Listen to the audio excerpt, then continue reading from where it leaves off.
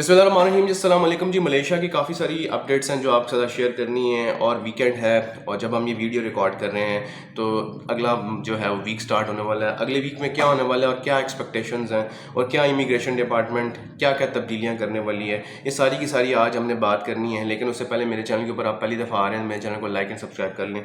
यहाँ पर आपको स्पेशली मलेशिया के हवाले से जितनी भी लेटेस्ट इमिग्रेशन अपडेट्स हैं वो मिलती हैं। इस टाइम के ऊपर जो सबसे ज़्यादा मसला है वो कॉलिंग वीज़ा है, और कॉलिंग वीज़ा शायद वो उन तमाम लोगों के लिए प्रॉब्लम बना है जिनके अप्रूवल्स इस टाइम के ऊपर रुके हुए हैं और उनके अप्रूवल्स नहीं हो रहे हैं।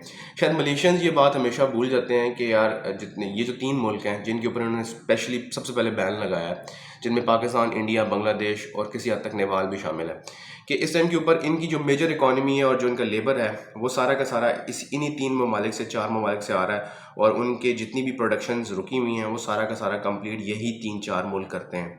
इसमें कोई शक भी नहीं है कि जहाँ पे जो स्किल्ड वर्कर की बात करते हैं और मलेशियंस का जो इकॉनमी अपनी है वो इन 4 ममालिक की लेबर से चलती है। शायद ये वाली बात मलेशियंस को बहुत जल्द समझ भी आ जाएगी, क्योंकि मलेशिया जो है वो मलेशिया के जो अपने लोग हैं वो हर सेक्टर में काम करने के लिए तैयार नहीं है, और मलेशियंस खुद जो हैं वही चाह रहे हैं कि ये खुद काम करें ताकि हमें फॉरेनर्स को ना बुलाना पड़े, क्योंकि फॉरेनर्स किसी हद तक उनके लिए प्रोसेस लंबा है, लोकल्स को हायर करने में आसानी होती है। फिर लोकल्स को मलेशिया का एनवायरनमेंट का पता है, लोगों को मलेशियंस को लेबर लॉज का पता है, तो इसलिए वो किसी हद तक मलेशियंस ये भी चाहते हैं कि हमारे लोग अनएम्प्लॉयड जो हो रहे हैं इन्हीं फॉरेनर्स की वजह से ये होना छोड़ देंगे। लेकिन जो सबसे ज़रूरी चीज़ है वो ये है कि मलेशियंस इटसेल्फ खुद भी जो है वो इनके अपने लोग भी कुछ सेक्टर्स में नहीं जाना चाहते हैं। जैसे कि फॉर एग्जांपल प्लांटेशन की बात करते हैं तो प्लांटेशंस में मलेशियंस अमूमन काम करना नहीं पसंद करते हैं। उसकी वजह ये है कि थोड़ा सा मौसम इस तरह का है, फिर इतना सख्त मौसम होने की वजह से प्लांटेशन में ज़्यादातर लोग या तो आपको तामिल लोग नज़र आएंगे, या इंडियंस, या आपको पाकिस्तानी नज़र आएंगे, बंगाली भी किसी हद तक नज़र आते हैं।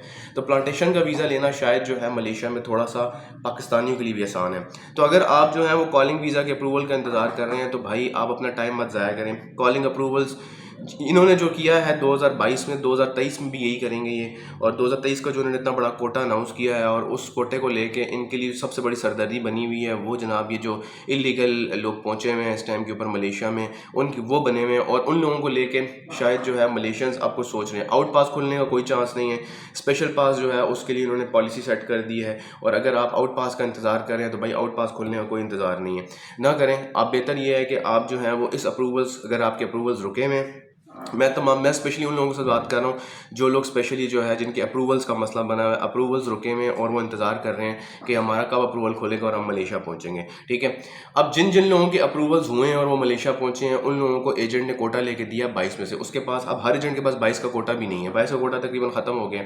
अब जो 23 में लोग आए हैं, इस 23 में जो कोटा होगा, जो लोग अप्रूवल्स में रुके हुए हैं, इनको 24 वाले में कोटे में एडजस्ट किया जाएगा। हो ये सकता है, ज़्यादातर चांसेस ये हैं कि 2024 में जो कोटा है उसको कम किया जाएगा और 2023 के लोगों को एडजस्ट किया जाएगा 2024 में। ठीक है, अब दूसरी तरफ ये भी हो सकता है कि जिन जिन लोगों के अप्रूवल्स हुए हैं उन लोगों को बुलाया ही ना जाए, उनको कहें बस ठीक है जी आप जो है वो छुट्टी करें, लेकिन ऐसा चांस बहुत कम है। आपको बुलाया ज़रूर जाएगा, लेकिन आप ये देखें कि 2024 तक उम्मीद है या 2023 के एंड तक कुछ चांसेस हैं कुछ करेंगे, लेकिन ये तब करेंगे जब इनको ये लगेगा यार ये जो इलीगल इमिग्रेंट्स जो विजिट पास के ऊपर मलेशिया में इस टाइम बैठे हुए हैं और इलीगल हैं, इनका पहले कुछ किया जाए।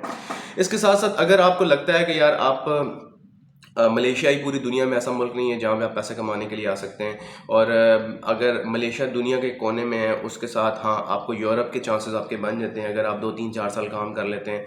तो अगर आपको हुनर आता है, आपको काम आता है, बहुत सारे जो स्किल्ड लोग हैं जैसे कि मैकेनिक्स हैं और बेशुमार ऐसे लोग हैं जो है मलेशिया से आगे यूरोप की तरफ चले गए हैं। तो आप कोशिश करें कि आप जो है वो गल्फ़ की तरफ ट्राई करें। गल्फ़ में भी ये नहीं है कि आप दुबई कर लें, आप जो है वो सऊदी अरब कर लें। हमारे पाकिस्तानियों को 2 ही मुल्क नज़र आते हैं, लेकिन ऐसा नहीं है। आप ओमान की तरफ ट्राई कर लें, आप कतर की तरफ ट्राई कर लें, और अगर आप जो हैं वो इन ममालिक की तरफ ट्राई करेंगे तो शायद आपके पैसे ज़्यादा बन जाएंगे। और मलेशिया में जो एक साइड पे होने की वजह से उसका एक ड्रॉबैक भी है, वो गल्फ़ में अगर आप काम करेंगे तो गल्फ़ सेंट्रलाइज है, आपको अपॉर्चुनिटी ज़्यादा मिलती हैं, क्योंकि 2 दिसंबर के बाद गल्फ़ में जब जो आपके कॉन्ट्रैक्ट रिन्यू होते हैं तो काम होने के चांसेस ज़्यादा होते हैं। लेकिन आपने जो प्लान किया है विज़िट वीज़ा के ऊपर वो आपने نے غلط پلان کیا ہے. ملیشیا کا وزٹ ویزا آپ کو نہیں لینا چاہیے تھا. آپ کو جس بھی ایجنٹ نے بتایا ہے, جس بھی آپ کو جان پہچان والے بندے نے بتایا, آپ کو مس گائڈ کیا ہے.